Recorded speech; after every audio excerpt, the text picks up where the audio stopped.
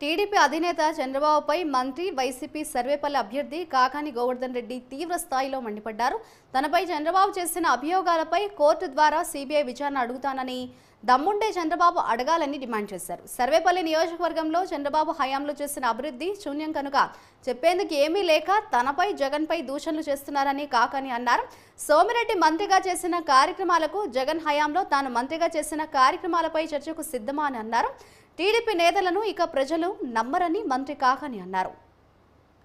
ఇచ్చినటువంటి హామీలు ఏ విధంగా నిలబెట్టుకున్నావు చెప్పు. జగన్మోహన్ రెడ్డి గారు ఇచ్చినటువంటి హామీలు 99% ఏ విధంగా నిలబెట్టుకున్నావు అనేటువంటిది ప్రజలు చెప్తున్నారు. నువ్వు చెప్పాల్సిన అవసరం లే, నీ సర్టిఫికేట్ అవసరం లే. కాబట్టి నువ్వు మాట్లాడేటువంటి మాటలను ఏ విధంగా ఉన్నాయంటే లాస్ట్కి చివరికి ఏ విధంగా తయారవుతున్నావు అంటే ఎలిమినేషన్ ప్రాసెస్కి దిగజారిపోతున్నావు. ఏదో ఒక విధంగా అడ్డు తొలగించుకొనైనా సరే నేను ఈ రాష్ట్రంలో కుర్చీలో కూర్చోవాలా, వేరే వాళ్ళు కూర్చోవడానికి లేదు అన్నట్టుగా నువ్వు తయారవుతున్నటువంటి పరిస్థితి. కాబట్టి తప్పనిసరిగా ఈరోజు వ్యవసాయం గురించి మాట్లాడావు. నీకు ఛాలెంజ్ విసిరా, నీకు దమ్ము ధైర్యం ఉంటే వ్యవసాయం గురించి నువ్వేంది మాట్లాడేది?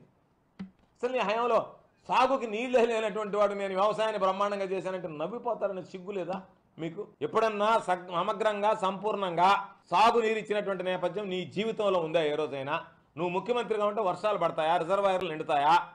ఏ రోజైనా కరువు కాటకాల తప్ప రాష్ట్రం సుభిక్షంగా ఉండేటువంటి పరిస్థితి ఉందా? నేను వ్యవసాయాన్ని బాగా చేస్తానంటే అసలు వర్షాలే కోరలేదని చెప్పి రైతులు ఏడుస్తూ ఉంటే నేను బ్రహ్మాండంగా వ్యవసాయంలో నన్ను మించినటువంటి వాడు లేదంటే ఏం వ్యవసాయం? రేణిగాని ఎత్తకపోయి ఆ పాపం ఆ వేరుశెనగ పొలాలని అనంతపురంలో కొట్టి లాస్ట్కి వచ్చేటప్పటికి ఆ పంట కూడా పోయింది కదా, ఎండిపోయింది తన పుణ్యాన్ని చెప్పిన దగ్గర తమ పాదం మోపిన దగ్గరలా మాడి మసి అయిపోవాల్సిందే కదా. కాబట్టి ఏదన్నా ఒక ఉన్నతమైనటువంటి పదవిని అనుభవించావు. నీ వ్యక్తిత్వం ఉన్నతమైనటువంటి స్థాయి కలిగినటువంటి వాడివి కాదు. నీ వ్యక్తిత్వం మనస్తత్వం నీచమైనటువంటి వాడివి. కానీ ఒక ఉన్నత స్థాయి పదవిని అలంకరించినటువంటి వాడివి.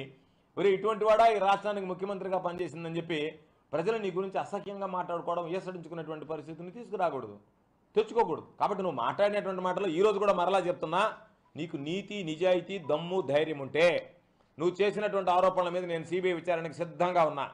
నువ్వు నీ మీద చేసినటువంటి ఆరోపణల మీద సిబిఐ విచారణ నువ్వు సిద్ధమంటే మన ఇద్దరిలో ఎవరు నీతిమంతుడో, ఎవరు నీతిపరుడో, ఎవరు అవినీతిపరుడో తెలిసిపోతుంది. ఇప్పటికే